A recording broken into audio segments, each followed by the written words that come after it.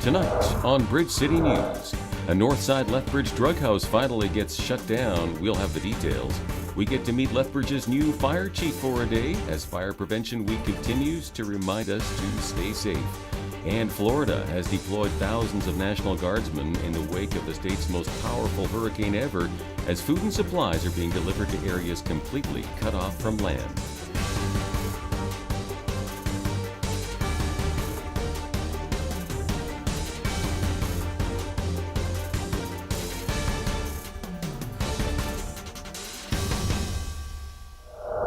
Good evening. I'm Paul Arthur. Hal is off tonight.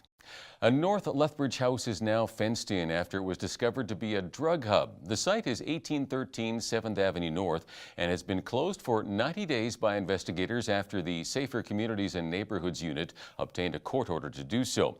Officers have visited the home a total of 12 times since March of this year. We did a search warrant back in June of this year, which we did a previous media release on, and we did 3 search warrants on this in this area, and in the result of that, I'm trying to think back to then, I believe that we recovered fentanyl, methamphetamine, and some stolen property. The homeowner may be allowed back in the residence in 90 days. However, it is my impression that the bank is looking to step in and possibly foreclose on the house, and as a result it could turn around that we're not expecting the homeowner to get the property back. The property will be reopened on January 8th. Grade 2 student Sierra Gerard colored her way to becoming an honorary fire chief. And I'm so proud of her because her favorite thing to do, she is very artistic. And at our house, for example, I have a whole entire wall that's full of all her pictures, all kinds of art she does. As soon as she's finished a picture and stuff, we add it to the wall. So just seeing that it's gone this far with her artistic skills, I'm very proud, so proud of her. Because of her drawing being the selected winner for this annual contest put on by the Lethbridge Fire and EMS, Sierra's entire class got to spend the morning with the fire truck. The adventure continues Saturday when Sierra will ride in fire department style to a special celebration lunch at Moxie's. A federal judge says a land dispute between 2 families on Southern Alberta's Blood Reserve was not fair to the Frank family and that the applicants were denied procedural fairness. The case will now essentially go back for a new hearing with the Blood Tribe's land dispute panel, which earlier had transferred all but 2 hectares of the property from former Blood Tribe chief Harley Frank to a family with adjacent land. Frank says he sees this as a step forward and hopes the federal government will address the matter of individual land rights for Indigenous people in an eventual overhaul of the Indian Act. There was no immediate response from the Blood Band. A local family-run film production company has been granted $50,000 to produce their documentary called Ammolite, Gem of the West. So they provide a lot more than just the funding, which is really cool. It's kind of like a foot in the door into the industry, and I'd say it's for a wider breadth of filmmakers and producers and stuff, but it definitely caters pretty heavily to new entrants into the industry. So people that are looking to get into it, it gives you funding to make a project to showcase the quality of work you can do, and then it also gives you the opportunity to learn more about the industry. They can help you learn about what other grant funding sources there are. There's bridge financing you can get to produce documentaries as well if you need things, and they kind of teach you how the industry works with selling things in advance to broadcasters and how it all kind of works. So it's really cool. Clayton, his wife, and his brother Joel operate Cottonwood Records out of their in-house garage studio. Lethbridge resident Nathan Neudorf, who was seeking the United Conservative Party nomination in Lethbridge East, has made a decision to instead run in the neighboring Livingstone-Macleod constituency. The father of 5 says he made the decision after he became aware of someone more qualified to represent the riding and has now taken a leave of absence from his job to hit doors as hard as he can over the next 2 months. I'm throwing my hat in here and that's it. It's too late in the game. There's not very many constituencies open. There can only be 1 person per constituency. And I want the UCP party to have the strongest list of candidates on the ballot for the next election. So how do I work cooperatively to get that in? And yeah, that was a decision to go in that direction. Livingstone Macleod extends all the way from the northern border of Waterton National Park to the southwest corner of Calgary. To see the extended interview with Neudorf, go to bridgecitynews.ca.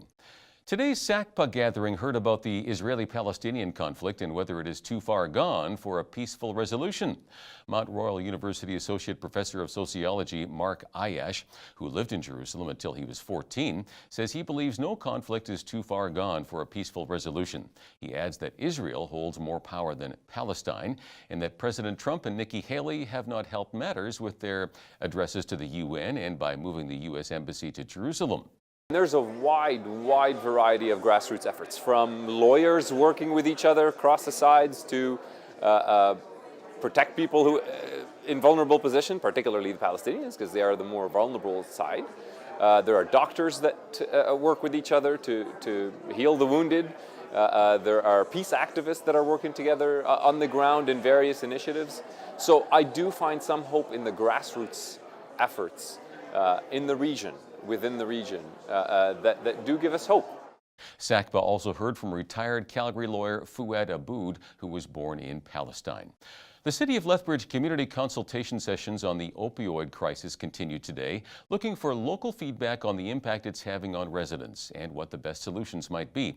We spoke with City Manager Bram Strain. This is a community problem, and what we're looking for is community-based solutions. So there's a cross-section of people. Today we were 80 people in both sessions yesterday. We have 80 people, which is maximum capacity, and there's one more at 5:30 today. And if need be, we will add more. If there's a demand, we'll add more. We want to hear from people. All this information is going to a strategic planning session with a community-based committee that council set up. What they'll do is come up with a strategic plan and an action plan, which we can then partner with the proper authorities, the provincial government, federal government, et cetera, whatever jurisdiction is responsible to move forward and to start to action on some of these things. The last community session will go tonight at 8 p.m. at the Sandman Signature Lethbridge Lodge. October is Clergy Appreciation Month. Local pastor Stephen Barber says clergy members live a demanding lifestyle of care and service. There's a set-apart nature to clergy, that the expectations of their life are different. They're judged more harshly for the way they teach and what they do and what they say. And it really is a thankless calling in a lot of ways. And it's a job that you can't just turn your brain off at the end of the day. You're with people, you're caring for people, you're walking with them, and you go home and you're thinking about it. In my own life, I find there's never enough time to do all the work that's before me. There's not enough time to pray enough and to study enough and to be with people enough. And so to set aside some time to recognize the work of a people who are dedicated to care for others is really special. You can catch the extended interview online at bridgecitynews.ca. The owner of a Calgary trucking company involved in the fatal Humboldt Broncos bus crash faces 8 charges. Alberta Transportation says Sukhmander Singh of Adesh Diol Trucking is now accused of not following federal and provincial safety rules. The charges include failing to maintain logs for drivers' hours of service, failing to monitor the compliance of a driver under safety regulations, and having more than one daily log for any day. He is also charged with failing to have or follow a written safety program. On the heels of that crash, the Alberta government has announced some changes for commercial truck and bus drivers. Starting March 1st, all commercial drivers will need to complete a mandatory entry-level training program. Alberta Transportation Minister Brian Mason says the tests will be reissued every 3 years in order to maintain a standard level of skill. The province plans on establishing a standardized curriculum in the coming months for all driving schools. Premier Rachel Notley announced today the province will be providing new support for Alberta's legal aid program to the tune of a $70 million increase over 4 years. Notley says this will broaden access, improve services, and meet future demand. Last year, over 60,000 Albertans accessed legal aid, which provides services for low-income and vulnerable Albertans, with more than a third of those cases serving family matters. The funding will also make Alberta's legal system more efficient by minimizing delays and reducing court backlogs. Provincial Education Minister David Eggen released an updated draft of a new curriculum for Alberta primary students that focuses on emotional development as well as literacy and math skills. 2 telephone town halls are scheduled for next week to give Albertans a chance to ask questions about the revised kindergarten to grade 4 curriculum. It will then be tested in selected schools next year and will kick in across the board sometime in 2020. The curriculum also includes instruction in financial literacy and will discuss age-appropriate concepts of consent in grades 2, 3, and 4. Enbridge has restarted a smaller line running beside its damaged main natural gas pipeline through British Columbia. That main line was shut down following an explosion and fire Tuesday night near Prince George. Fortis BC, which depends on the Enbridge line for most of the gas it delivers to its 1 million customers, says there will be shortages until the damaged larger line is repaired. It is urging customers to cut back on their usage. The Supreme Court of Canada has ruled 7-2 that federal cabinet ministers do not have a duty to consult Indigenous groups when drafting legislation that could affect their treaty rights. Alberta's Mikisew Cree First Nation went to court after the Harper government introduced 2 omnibus bills in 2012 that proposed changes to environmental protection and regulatory processes. The Federal Court of Appeal overturned a lower court ruling that the federal government had a duty to consult the Mikisew because the proposals could affect hunting, fishing, and navigation. Today is International Day of the Girl. We asked Misty Ropp with Compassion Canada to explain what the day is all about. It started in December 2011 when the United Nations General Assembly acknowledged this day as an opportunity for us to bring awareness to the unique challenges and needs that girls face around the world. Is when we think of poverty, we think of a lack of food, a lack of money, a lack of resources. But period poverty basically means that millions of girls around the world go without access to feminine hygiene products. When you don't have access to the right type of products, girls can go with using things like cloths or socks or unsanitary things like newspaper. We've even heard of girls taking pieces of mattress and using that, in some cases, trade sex for products so that they can stay in school. Today's failure of a Russian booster rocket could delay a Canadian astronaut's trip to the International Space Station. Russia is suspending manned space launches pending its investigation into what went wrong. NASA astronaut Nick Hague and Russian cosmonaut Alexei Ovchinin are safe after their Soyuz capsule made an emergency landing in Kazakhstan. David St. Jacques was rescheduled to head to the ISS on December 20th aboard a Soyuz spacecraft. There's some good news today for hundreds of Canadians who work in the marijuana industry. The U.S. has updated its policy on crossing the border and now says anyone working in the legal pot industry in Canada will not be barred outright from entering the country. That's as long as their travel is not related to the industry. Last month, U.S. officials said people working in the industry could be hit with a lifetime ban. Florida Governor Rick Scott says the National Guard got into Mexico Beach and found 20 people who survived a direct hit from Hurricane Michael. Entire blocks of homes near the beach have been washed away. The town was under a mandatory evacuation order, but some people were determined to ride out the hurricane. So many lives have been changed forever. So many families have lost everything. Homes are gone, businesses are gone. Roads and infrastructure along the storm's path have been destroyed. This hurricane was an absolute monster, and the damage left in its wake is still yet to be fully understood. Today, the top focus is search and rescue. We prayed that Floridians stayed safe. Last night, the National Guard, Florida Fish and Wildlife Conservation Commission, and Florida Highway Patrol drove into darkness and unknown light last night to begin rescues, and there are a lot of other people that went with them. Our law enforcement and first responders are heroes and are leaving their families to help others. We cannot thank them enough. This morning, I will be joining the Florida National Guard to survey damage in Panama City and Mexico Beach. The Florida Department of Transportation is leading a massive effort this morning with dozens of crews to clear debris along critical roadways so first responders, National Guard, medical personnel, food, water and supplies, and utility workers can get to where they are needed. We are deploying a massive wave of response, and those efforts are already underway. Help is coming by air, land, and sea. Officials also said a large mental hospital in Chattahoochee is entirely cut off by land, so they are dropping food and supplies in from the air. More than 780,000 homes and businesses were without power this morning. Harvey Weinstein's attorney, Benjamin Brofman, says his client's accuser should be criminally prosecuted for perjury, following the decision to drop part of the case against him. A judge agreed today to dismiss allegations by one of 3 accusers in the case, Lucia Evans. This is not about victim shaming, and this is not about suggesting that a woman who comes forward should not be believed absent proof. This is about proof that a witness who came forward committed perjury in the grand jury. And what happened here is Harvey Weinstein was so vilified that he was considered to be low-hanging fruit. You just indict him and you worry about convicting him later. And, you know, what's happened is now that I'm drilling down on some of these allegations and the district attorney's office is drilling down on these allegations, this case is not what it was cracked up to be. I want to be very clear that the prosecution's decision to abandon my client's claims does not invalidate the truth of her claims. It does speak to a system desperately in need of reform.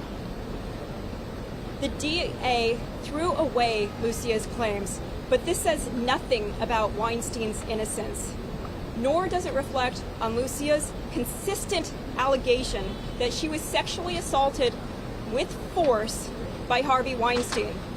It only speaks volumes about the Manhattan DA's office and its mishandling of my client's case.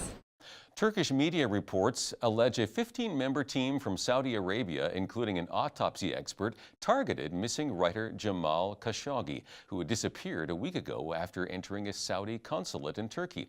Decades of close U.S.-Saudi relations appear to be in jeopardy. U.S. President Trump said he wants to find out what happened, but appeared reluctant to consider blocking arms sales, citing economic reasons. I would not be in favor of stopping a country from spending $110 billion, which is an all-time record, and letting Russia have that money and letting China have that money, because all they're going to do is say, that's okay, we don't have to buy it from Boeing, we don't have to buy it from Lockheed, we don't have to buy it from Raytheon and all these great companies. We'll buy it from Russia, we'll buy it from China. So what good does that do us? There are other things we can do. Well, do you think they should pay a price if it turns Yeah, out that the Saudis... there'll be something that has to take place. First, I want to find out what happened, and we're looking. Again, this took place in Turkey, and to the best of our knowledge, Khashoggi is not a United States citizen. Is that right? Or is that right? Resident. It's a permanent resident, okay. We don't like it, John. We don't like it, and we don't like it even a little bit. But as to whether or not we should stop $110 billion from being spent in this country, knowing they have 4 or 5 alternatives, 2 very good alternatives, that would not be acceptable to me. Okay, but we're looking for the answer, and I think probably you'll have an answer sooner than people think. The Washington Post reports that anonymous U.S. officials say Saudi Crown Prince Mohammed bin Salman ordered an operation to lure Khashoggi from his Virginia home to Saudi Arabia and then detain him. The cool weather hangs on for just a bit longer, but things are going to warm up soon. We will take a look at the weather picture next. A few clouds overnight and a southwest wind gusting from 30 to 50 with a low of +1. Tomorrow, a mixture of sun and cloud with a high near 12. Saturday will get cooler, overcast and +2. Sunday will warm up to 8 degrees with sunshine, more sunshine, and 14 to start the week off on Monday. Tuesday will be even warmer at 15 with lots of sun. Checking our almanac, the average high for this time of year is 16 degrees with an average low of 1. Highest temperature in the state was recorded in 1991 at 30 degrees. Our record low was -10 in 2002. Sunrise was at 7:46 and sunset at 6:50. Let's have a look at tomorrow's national forecast. Vancouver will be clearing and will get up to 15 degrees. Mainly sunny in Victoria as they reach 16 tomorrow. Calgary will see some rain and will get up to 8 degrees. Edmonton will have a chance of rain and +5 tomorrow. Regina should get periods of rain and 7. Saskatoon will also have rain and get up to 6. For Winnipeg, it will be sunny and +7 on Friday. In Toronto, a mix of sun and cloud is expected and a high of 12. Ottawa, a chance of rain and a high of 11. Montreal, rain and 10 degrees. Over in the Maritimes, Fredericton and Halifax will both get rain and 16 degrees. And Charlottetown, PEI will be rainy and 16 degrees as well. And in St. John's, Newfoundland, rain and 7 degrees on Friday. With global stock markets plunging, the heads of the World Bank and the International Monetary Fund are urging the U.S. and China to end their trade dispute. The organizations are holding their annual meeting this week on the Indonesian island of Bali. IMF Managing Director Christine Lagarde has some advice for Washington and Beijing. De-escalate. Fix the system. Don't break it. Meanwhile, a report out today is recommending Canada expand its trading relationship with China sector by sector rather than seek a sweeping free trade deal that could risk angering the U.S. A newly reached update to the North American Free Trade Pact includes a clause that requires Canada, the U.S., and Mexico to notify each other if they enter into trade talks with a non-market economy. The provision is widely viewed as an attempt by Washington to single out Beijing. The Public Policy Forum paper advises Canada to chase several targeted deals with China covering sectors including agri-food. It notes Canada can't ignore China's rapidly expanding economy if it wants to move away from its heavy dependency on the U.S. market. Walmart Canada plans to spend $175 million to renovate 23 stores by February. It says the work of updating how the stores look and adding dedicated parking spaces for online grocery pickup will create more than 2,500 construction jobs. Walmart is offering one-hour grocery delivery in parts of Toronto and in Winnipeg and has been expanding its grocery pickup service. Now here's a look at today's markets.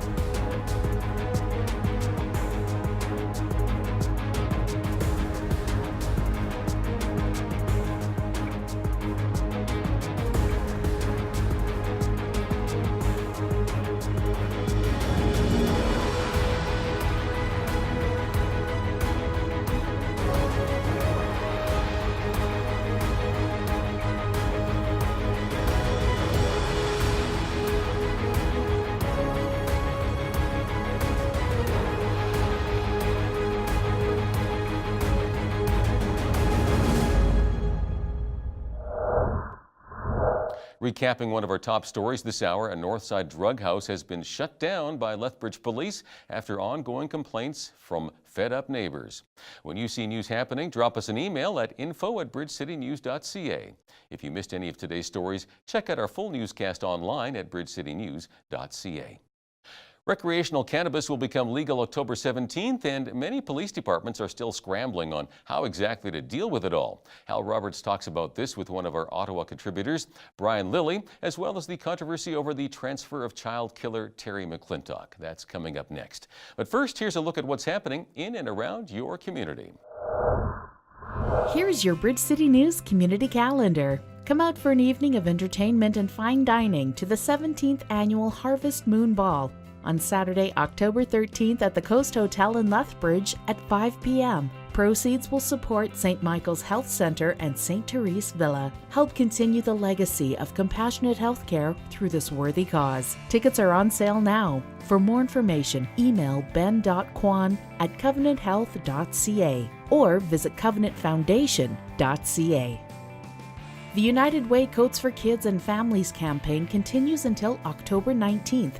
Accepting new and gently used winter wear for families in need in the community. Accepted items include coats, mittens, scarves, snow pants, gently used snow boots, and new hats. Items can be dropped off at United Way and any Lethbridge TD Canada Trust or ATB financial branch.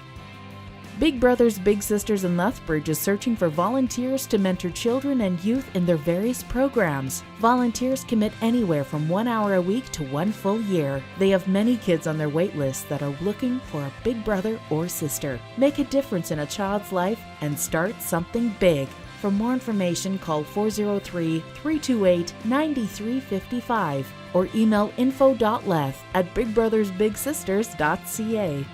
And that's your Bridge City News Community Calendar. The controversy surrounding the federal Liberals moving Tori Stafford's killer from her prison to a healing lodge continues to make waves. Joining me now is one of our regular Ottawa contributors, Brian Lilley. Brian, now folks are bringing up other controversial moves, like the likes of high-profile murderers Elizabeth Wettlaufer and Paul Bernardo. Yeah, Paul Bernardo hasn't been moved, but he's in trouble, and he's in the news because of having a weapon on him. We'll get to that in a second, but you might recall Matthew DeGrood. He is the young man that killed 5 people at a Calgary house party just a couple of years ago. He's been moved to a psychiatric hospital with special facilities, special amenities that people don't normally associate with doing hard time. And that has upset an awful lot of people in the Calgary area. Elizabeth Wettlaufer is the nurse from Ontario who was a serial killer for years. She murdered at least 8 people. She may have murdered more, but they know of 8 different patients. And this is a woman that was assigned to look after the most vulnerable in our society, people in palliative care, our parents in their dying years, and she would kill them. And she's been moved from a facility in Kitchener, Ontario, which is the same one that Tori Stafford's killer, Terry Lynn McClintock, was in, and she's been sent to a psychiatric hospital in the Montreal area. And again, Hal, like Matthew DeGrood, this place has all kinds of special facilities, and it is upsetting people. The family said it took them months to figure out where she was, and it wasn't until they got the media involved that Corrections Canada and Victim Services was willing to step forward and say, here is where she is. So a lot of questions about that. On the Paul Bernardo side, of course, Canada's most notorious serial killer, I would say. I mean, or one of. He was found with a shiv. He fastened together a screw and a pen to make a weapon. Now, this guy's pretty much in solitary confinement. Why did he need this? Who knows? He was facing charges. They've since dropped those charges, say that they wouldn't be able to convict him. I don't know how you can't convict him. He's in prison, and he shouldn't have these things, and he was found with them. But a lot of questions. Since the whole Tori Stafford thing came up, the Terry Lynn McClintock thing came up, a lot more questions about what's going on in our correctional system. Brian, recreational use marijuana becomes legal in our country October 17th. Police are still trying to scramble with new drug driving laws. So, Brian, at what point will you get charged for toking and driving? This is very important to me, Hal, because October 17th is my birthday, and so I get legal pot for my birthday. Now, the good news is I have no interest in trying the stuff. But if you do, I mean, it's going to be legal, and an awful lot of Canadians will say, and I heard a friend say this the other day, I tried that stuff when I was in college, and I haven't tried it since, so maybe I'll give it a try again. Okay, at what point are you intoxicated? At what point are you impaired for driving purposes? Now, if they get to the point of doing a blood test, there is an actual so much THC in your blood count that they'll do, but on the roadside test, the Justice Minister actually admitted in an interview this past week, it depends. Now, let me tell you, I've spoken to several defense lawyers, and they will say straight up, it depends is not a legal argument. And so Bill C-46, there were 2 bills related to the legalization of marijuana. One was Bill C-45, which legalized the substance. The second was Bill C-46, which updated our drunk driving laws, but also dealt with impaired driving due to drugs. It is, I am calling it the Defense Lawyers Retirement Act Fund. It is going to be a disaster. We are going to be litigating this for years. There's only one approved roadside test machine, and almost every police force in Canada, save the RCMP, are saying, no, we're not going to try it. Do you know why? It's called the Draeger Drug Test 5000. Sounds like a cartoon character made it up. And it doesn't work below 4 degrees Celsius. So if as one defense lawyer said to me, if you want to smoke up and drive in Canada, just make sure you do it when it's cold. And what's interesting too, I'm wondering if the police will have munchies on them for those that they pull over who have been toking and driving, cookie dough or maybe the chips, right? Now, first, Shoppers Drug Mart talked about it, then Second Cup, and now Walmart may be getting into the pot business. Tell me more about that. Yeah, we've seen companies like Canopy Growth and Tweed and these major pot players, Hydropothecary. These are companies that are in the marijuana business already, and they want to run stores, and some of them have signed contracts with provincial governments to operate stores, either on the private sector level or in partnership with government, and all these different things.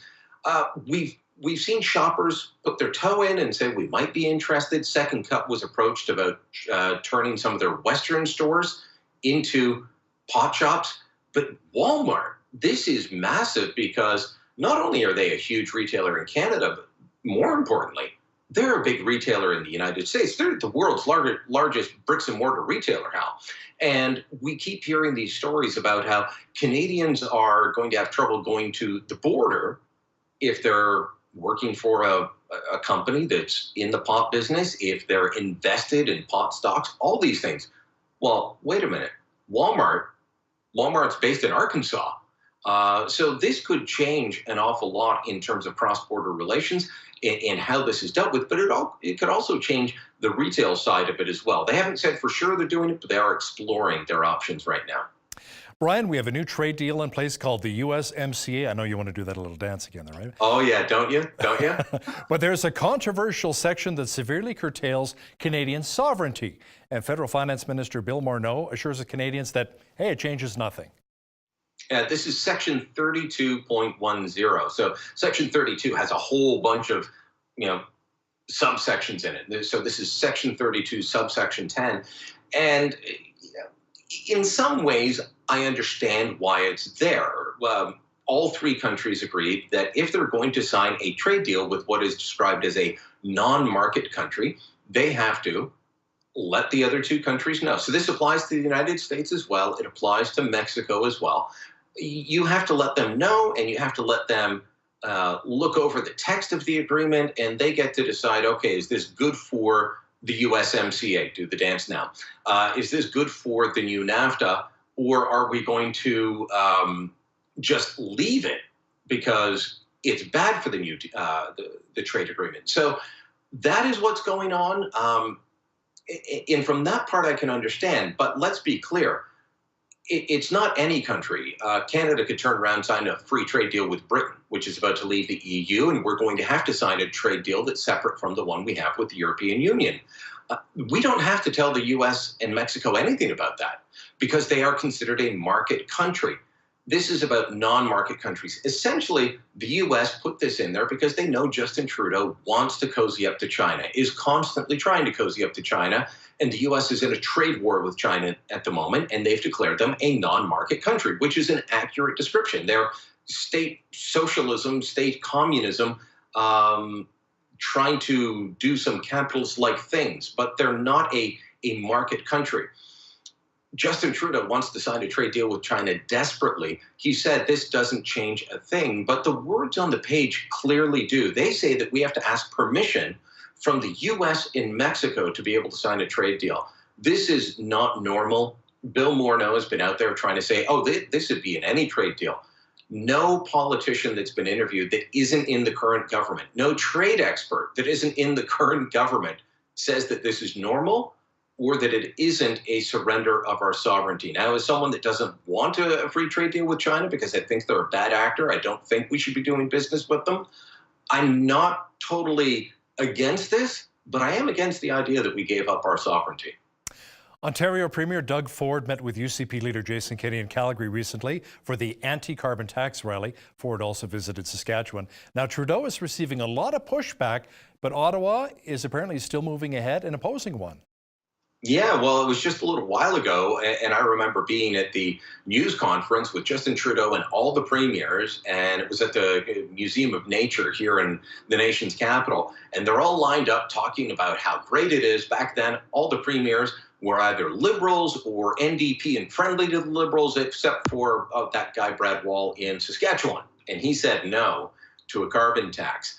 Now you've got, of course, Brad Wall's retired. You've got Scott Moe's replaced him. He's held that view. But June 7th really changed things with Doug Ford coming in, and he's given new life. And it was interesting for me, Hal, as one of those Eastern, you-know-what-you-call-us out there in Alberta. to watch our premier from Ontario go west to seek support and give support. This is a new type of alliance that we're seeing. And as he started to take off, to go to Saskatoon first to meet with Scott Moe, then to rally with Jason Kenney in Calgary, 1,500 to 2,000 people on the Friday night of a long weekend showing up for a political rally. That's crazy. But they're opposed to the carbon tax. Well, what happened? Brian Pallister of Manitoba announced, hey, we're out. We're not doing the carbon tax anymore. Wade McLaughlin of PEI is out. And depending on what happens with New Brunswick, I mean, that could switch any day. If the PCs get in, which is likely to happen, then you've got 5, soon to be 6 provinces, because everyone expects that the UCP will win the next election. Justin Trudeau is in for a world of hurt on this, but he says he's pushing ahead. And if you look at the change in his language, he's now saying this is putting a price on pollution. Of course, carbon dioxide isn't pollution. I'm exhaling it with every word that I utter. We all exhale it all day, and it's plant food.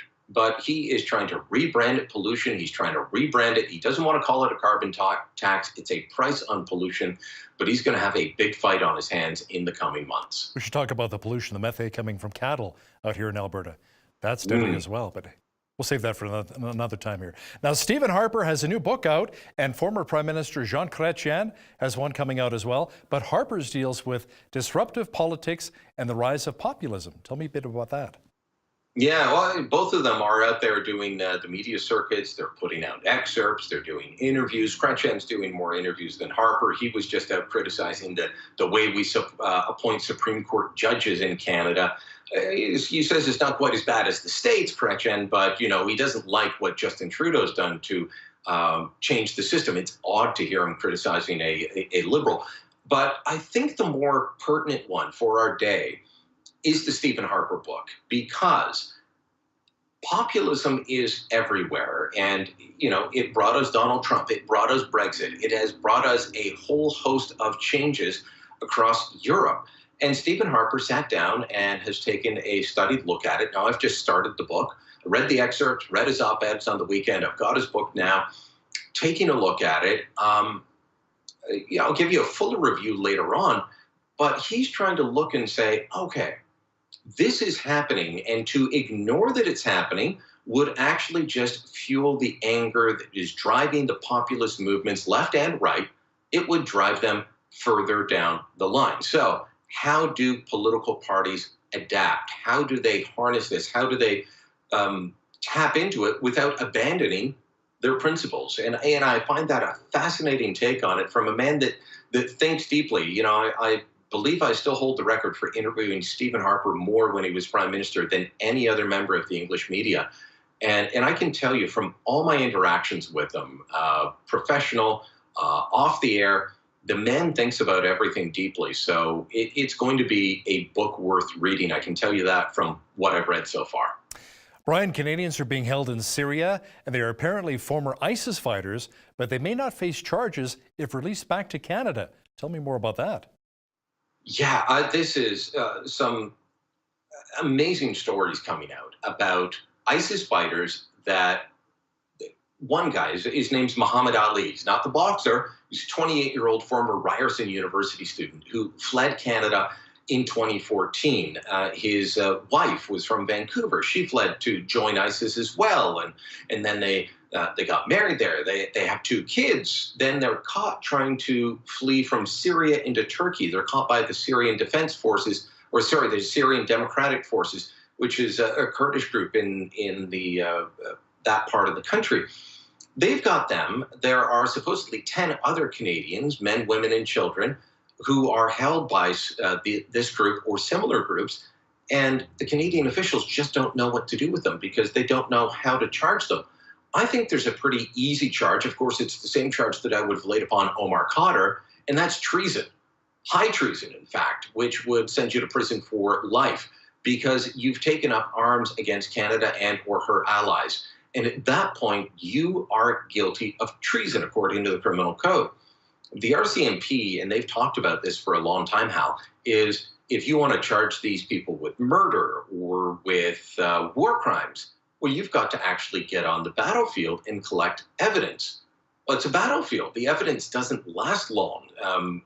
Troops go back and forth. It's incredibly difficult to collect the evidence, have the chain of evidence, to have it or chain of possession of evidence, and then have that stand up in a Canadian court. That's very difficult. That's why I advocate we need to be charging these guys with treason. But so far, the government is, quite mum about that. And of course, we know Justin Trudeau's view on this. A Canadian is a Canadian is a Canadian, even if you take up arms against your own country.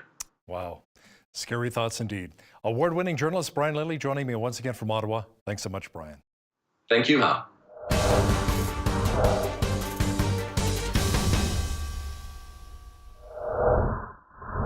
First Nations groups in Canada have negotiated with the federal government to try to bring about restitution and reconciliation for many wrongs. Now, many large monetary settlements have already been paid out, with more yet to come. Is this process making a difference in the lives of Indigenous people? Joining me now to talk about it is Dr. Tom Flanagan, a retired professor of political science at the University of Calgary. He recently authored an article at the Fraser Institute entitled Specific Claims and the Well-Being of First Nations. Welcome to Bridge City News, Dr. Tom. Hi, Hal. Nice to be with you. Thank you. Now, can you explain what exactly is meant by specific claims? A specific claim is a claim against the federal government made by a First Nation in respect of adherence to treaty or following the Indian Act in the administration of reserved lands. So you also have comprehensive claims, which are like signing new treaties. These have more to do with the execution of old treaties. So how many of these claims have been made by First Nations groups over the years, and what kind of money are we talking about here? Well, over 450 of these claims have been settled, which means an award has been made. There's another 400 to 500 that are still in the queue, but more could be brought. There's at the moment there's no time limit on this.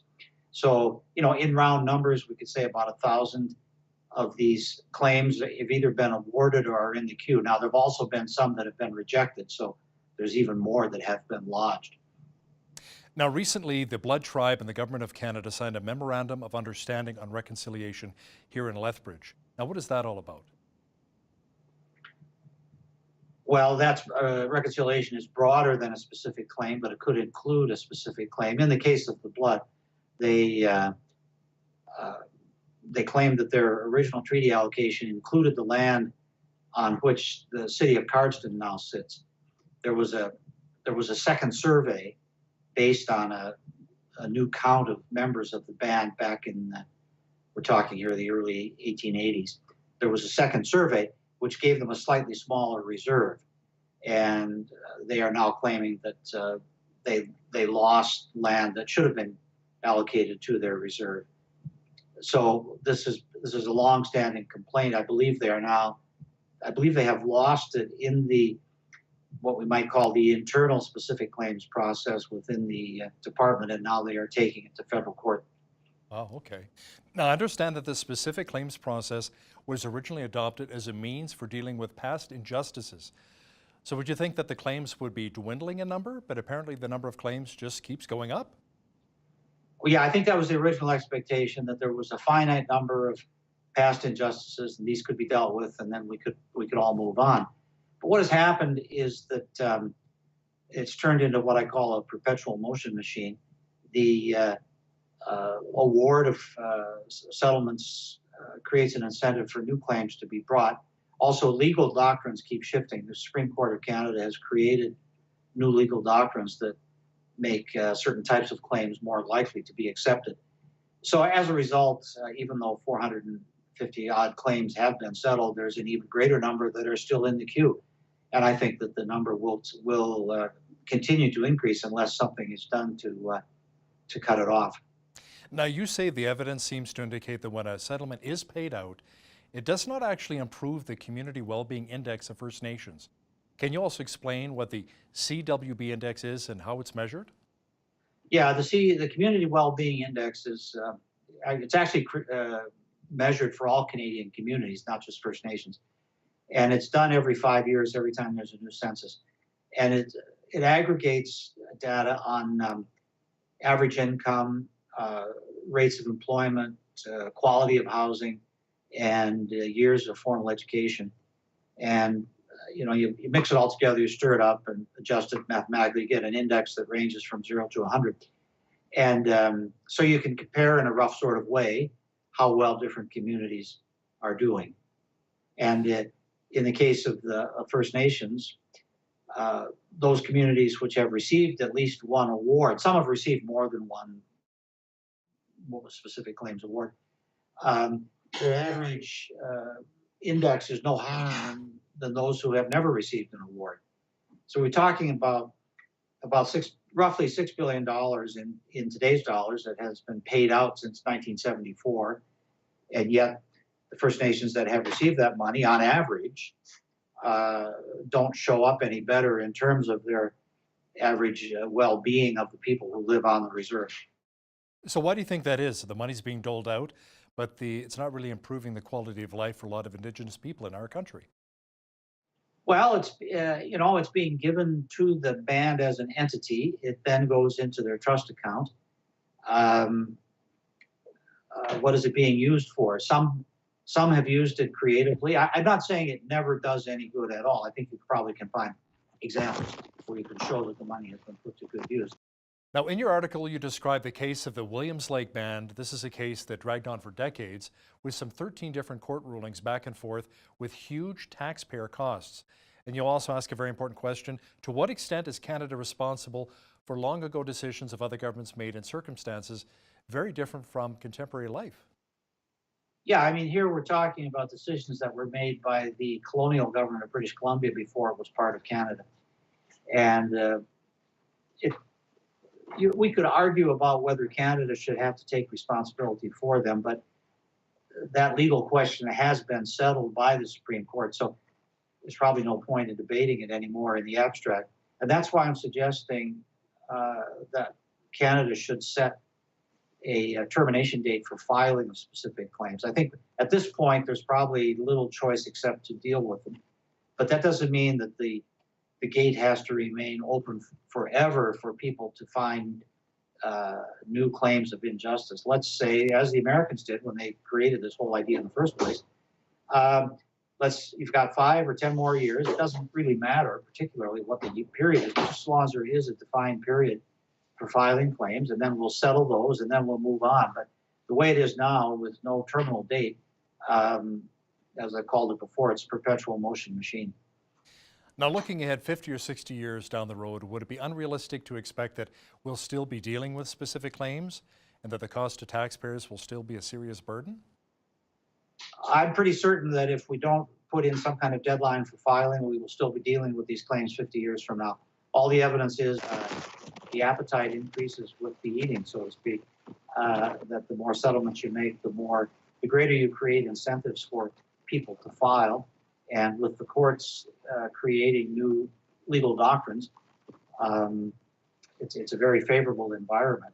A recent Angus Reid poll of Canadians revealed that 66% say Indigenous communities should be governed by the same systems and rules as other Canadians, and 53% say there should be no special status for Indigenous people in modern Canada. What are your thoughts on that? Well, I think that's always been the majority of public opinion has felt that way. I mean, I've seen polls in that direction for decades. However, that's not the view of what we might call progressive elite in Canada, who are important in our judiciary and in other institutions of government. So the presuppositions of people who are dealing with First Nations are actually quite different from the beliefs of most voters. Now, as Canadians, I think we like the idea of reconciliation, restoring, making things right. But do specific claim payouts potentially have the unintended result of actually dividing us a little bit more, creating an us versus them scenario? Yeah, they were supposed to be a form of reconciliation, and I think they would be if you got the whole thing over and done with and moved on. But when you leave it open-ended with incentives to look for new injustices, you encourage people to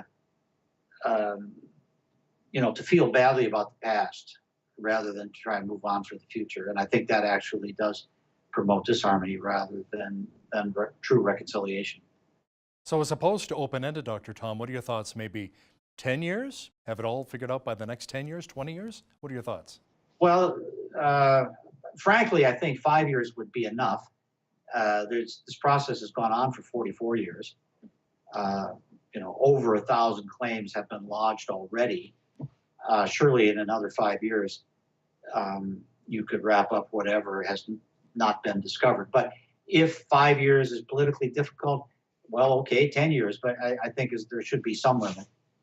But personally, I think 5 is enough. The original American limit was 5, and that led to some poorly prepared claims in haste. But that was a different situation because they were more starting from scratch. We've had 44 years of preliminary work on the file already. So what's the formula that the government actually uses to determine the amount of a claim? It's negotiated. There is no formula. It depends upon the stakes are the amount of land that was lost. If you're talking about a cutoff from a reserve like land that was surrendered for a railway or a pipeline or a hydro project or something, the amount of land is important. How many years ago was it? What would be the alternative use of the land? What's the nature of the injustice? Was it flagrant? In some cases, there were flagrant violations in taking of land. In other cases, it was not something that would strike anybody as flagrant. It was perhaps some debatable point of administrative law. So all these things are taken into account. But at the end of the day, there's no formula. It's negotiated between the parties. And if the claimant is not happy, they always have recourse to going to court as the blood are now doing. So how about the potential of a modified claim? Let's say if there's a pipeline being built on Indigenous land, saying, you know what, you're going to get a cut of a piece of the pie here with some of the oil revenues. Yeah, well, this is a different legal scenario because you're talking now about a modern negotiation, and the specific claims process is only for the older ones. Okay. Yeah, so a modern claim wouldn't fall under the specific claims heading. But you're right, it's still a matter of negotiation. The government or the pipeline company would negotiate with particular First Nations and reach a mutually agreeable sum for whatever damage may be done to their property rights. So how are the claims different in Canada as opposed to the United States, and what's been settled down south? Well, they're broadly similar as to what was done in the United States. The United States started earlier. They passed their legislation in 1946. They put a 5-year period for filing claims, and then there was several more decades in which the claims were heard by a special court, which no longer exists. But so this whole business is pretty well over in the United States. I mean, what they would call in the United States a tribal nation could still go to court, but there's no special process for it. They could make a claim of past injustice, but it would be under general rules of procedure like any other lawsuit. Here we have this whole separate process with its own rules. So the United States started it earlier and finished it, whereas we started later, but it doesn't look like we have any way of finishing it right now. Are there other countries as well that are looking at serious Indigenous claims for land outside of Canada and the United States, or is this more of a North American issue? Well, you know, if you looked around the world, you'd find a lot of parallels. In Australia, for example, in South Africa, Namibia, and even in former communist countries, returning property that was confiscated is still going on in countries like Hungary and Czechoslovakia. So there are parallels around the world. In the African countries, it's more theoretical. There's supposed to be returning lots of land to the native people, but it's feared that the impact on productivity would be so great that it just drags on without actually happening. Canada doesn't have that particular problem, so I think that our process is real. It's not a fake. But I would say each country is different, but that there are lots of analogies around the world. Dr. Tom Flanagan, retired professor of political science at the University of Calgary. Thanks so much for your time today. On behalf of all of us here at Bridge City News, I'm Hal Roberts. God bless. Have a great night.